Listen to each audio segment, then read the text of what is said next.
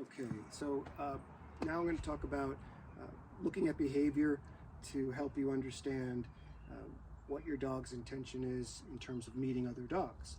So there's two ways to meet dogs. Either I'm going to socialize with them or I'm going to own them.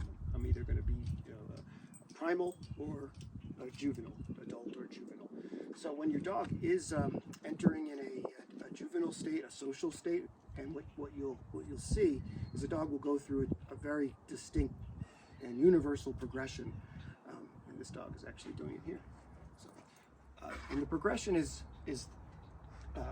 ground, butt, face. So a dog will. So let's talk about the shy dog. So when a dog is having difficulty socializing, what it will do is find a dog away from the actual dog. So to say if there's a dog park, it'll have a desire socially to move away from that area to go examine the ground of the sense that was left behind by other dogs, by dogs that were there before. The nose of the dog paints a picture. It can give the dog an impression of the dog in terms of its size.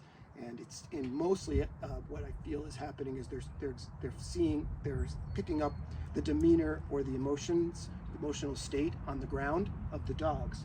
So we can tell the dogs that are in this area, some are anxious, some are confident, and I'm just familiarizing myself with the different dogs. That's how wonderful the nose of the dog is and what it can do. Hey guys, hey big, come on mom, up. So ground is first, then I get braver, and I also get bored of the ghost dogs, the invisible dogs, and my nose now pulls me towards the more physical representation of the dog, the actual dog. And you'll know, and everyone has seen this, dogs will go to the backside of dogs and want to smell that backside. Now, the point again is I don't want to be bitten. I want to socialize safely. So I go to the least toothy dog, the one that's invisible on the ground, and then I move into the physical dog, and I go to the butt because that's also a less toothy part than up here, and I have less chance of being bitten there too. And then here, come here, here, Da Vinci, come here. And then eventually, what happens is as there's an agreement that we are the same and neither is going to bite the other, then there's a desire to seal that deal, to make that relationship legitimate. So they'll go to you'll see dogs come to the faces of one another, and sometimes they'll lick, but they'll reach a point where there'll be no jutting away or darting away from the face, or no worries or anxieties produced by face-to-face contact. There'll be like a comfort, and and you could see that also when dogs lick your face. They're agreeing that your teeth are not biting them. They won't bite them, and they want to express that to form that relationship that we are the same thing. So that's cool.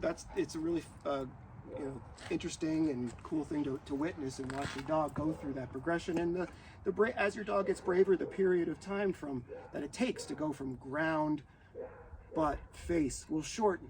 And eventually they'll become so confident and bulletproof that they'll come into dog parks and move directly towards faces and have no aversion, no anxiety around the face of other dogs.